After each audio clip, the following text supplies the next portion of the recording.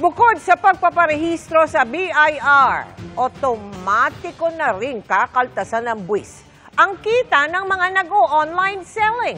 Nakatutok si Mariz Umali. Bukod sa sahod ng asawang seaman, nag-o-online selling din si Jasmine para dagdag panggastos ng pamilya.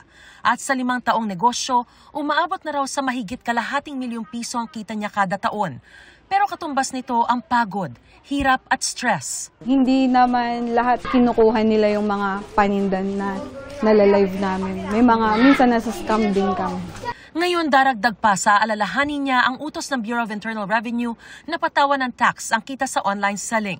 Kakaltasan ng mga online selling platform ng 1% ang kalahati ng kita nila sa loob ng 1 taon. Bukod sa pagkapataas ng koleksyon ng gobyerno, paraan din daw ito para mapigil ang mga online scam at masigurong patas na nabubuwisan lahat ng negosyo. Hindi ganun kalaki yung tubo.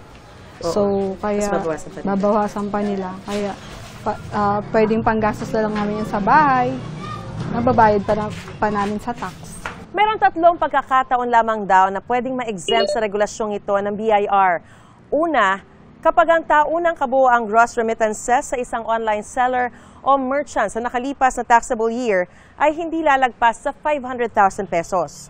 Pangalawa, kapag ang pinagsama-samang gross remittances sa isang online seller o merchant sa nakalipas na taxable year ay hindi lalagpas sa 500,000 pesos. At pangatlo, kung ang seller o merchant ay duly exempt o sakop na mas mababang income tax rate, alinsunod sa anumang kasalukuyang batas o kasunduan, pero dapat ay may maipakita siyang kaukulang sertipikasyon o dokumentong magpapatunay dito. Para raw masigurong mapapatupad ito sa lahat ng online seller, kakailanganin na raw nilang magrehistro muna sa BIR bago sila ma-accredit o payagang magbenta sa mga online platform. Para sa GMA Integrated News, Mariz Umali, nakatutok, 24 oras.